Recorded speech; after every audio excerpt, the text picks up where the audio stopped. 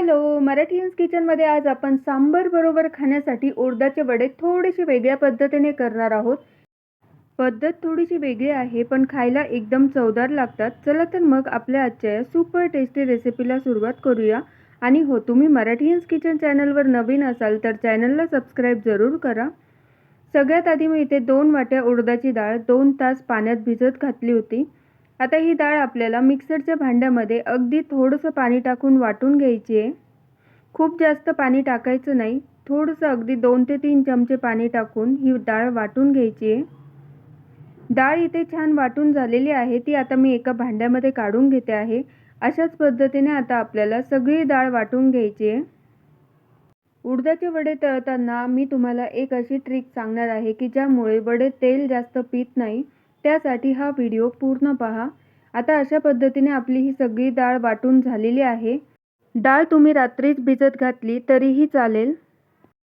आता हे पीठ आपल्याला एक 3 ते 4 मिनिटे व्यवस्थित फेटून घ्यायचे. फेटून घेतल्यामुळे वडे हलके आणि जाळीदार होतात. तुम्ही पाहू शकता पीठ आपल्याला जितकं छान फेटता येईल तितकं व्यवस्थित फेटून घ्यायचंय. पीठ अगदी हलकं होतं. अशा पद्धतीने पीठ फेटून झाल्यानंतर यामध्ये आपल्याला अर्धी वाटी रवा टाकायचा आहे.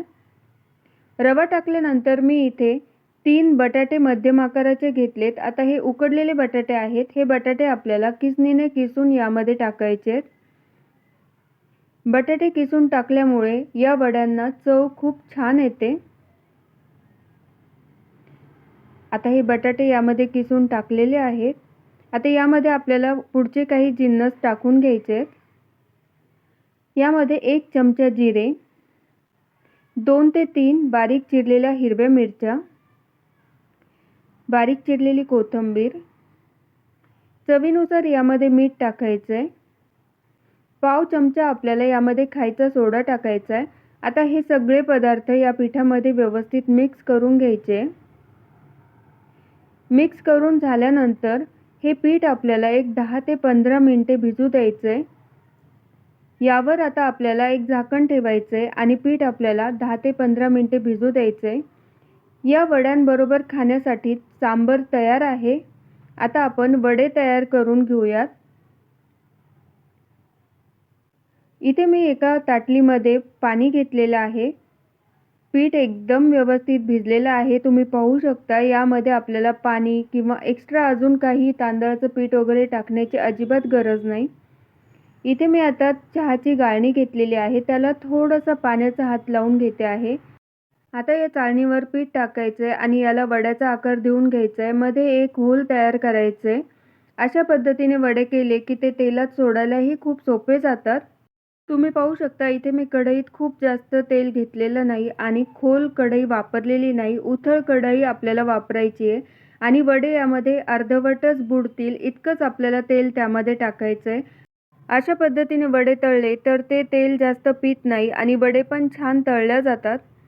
आता यावर वरतूनही थोडंसं तेल टाकायचं आहे आणि दोन्ही साईडने आपल्याला हे वडे छान गोल्डन कलरचे होऊस्तर तळून घ्यायचे. मध्यम आचेवर आपल्याला हे वडे तळायचे आहेत म्हणजे ते आतपर्यंत छान खुसखुशीत तळल्या जातात. तुम्ही पाहू शकता वडे छान गोल्डन कलरमध्ये तळून तयार आहे. आता मी हे वडे एका प्लेटमध्ये काढून घेते आहे.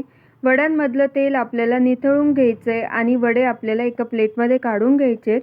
अशाच पद्धतीने आपल्याला सगळे वडे तळून घ्यायचे आहेत.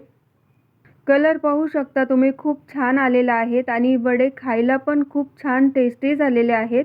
अशाच पद्धतीने आता आपल्याला सगळे वडे तयार करून घ्यायचे आहेत. एकदम मस्त असा रुचकर आणि पोटभरीचा नाश्ता तयार होतो. या वड्यांची चव सांबारबरोबर अप्रतिम लागते. तुम्ही पण ही रेसिपी नक्की ट्राय करा आणि तुम्हाला जर हा व्हिडिओ आवडला असेल तर लाईक करा, शेअर करा आणि मराठीयन्स किचन चॅनलला सबस्क्राईब करा. बेल आयकॉनवर क्लिक करा म्हणजे माझ्या येणाऱ्या नवीन व्हिडिओचे नोटिफिकेशन्स तुम्हाला मिळतील.